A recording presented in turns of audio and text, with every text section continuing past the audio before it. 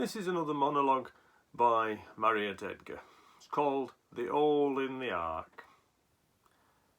One evening at dusk, as Noah stood on his ark, putting green oil in starboard side lamp, his wife came along and said, "Noah, summat's wrong. Our cabin is getting quite damp." Noah said, "Is that so?" Then he went down below and found it were right what she'd said. For there on the floor quite a puddle he saw, it was slopping around under bed. Said he, "There's an hole in the bottom somewhere, we must find it before we retire." Then he thought for a bit and he said, "Aye, that's it, a bloodhound is what we require." So we went and fetched bloodhound from the place where it lay, tween the skunk and the polecat it were, and as things there below were a trifle so-so, it were glad of a breath of fresh air. They followed the hound as it went sniffing round, till at last they located the leak. 'Twere a small hole in the side about 2 inches wide, where a swordfish had poked in its beak. And by gum, how the wet squirted in through that hole! Well, young Shem, who at sums was expert, worked it out on his slate. It came in at the rate of per gallon, per second, per squirt.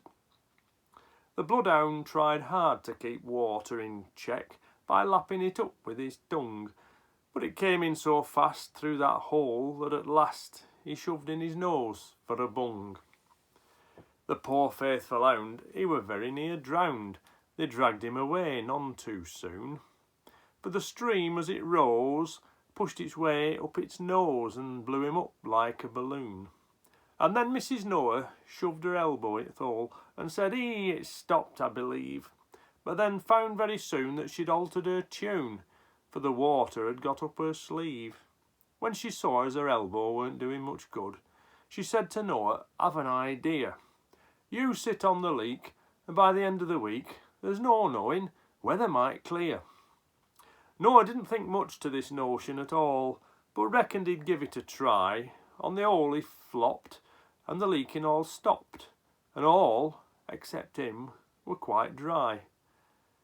They took him his breakfast and dinner and tea, and day after day there he sat, till the rain was all past, and they landed at last on the top side of Mount Ararat. And that is how Noah got them all safe ashore. But ever since then, strange to tell, them as helped save Ark has all carried a mark, aye, and all the descendants as well. That's why a dog has a cold nose, and ladies cold elbows, and you'll also find, if you enquire, that that's why a man takes his coat tails in hand and stands with his back to the fire.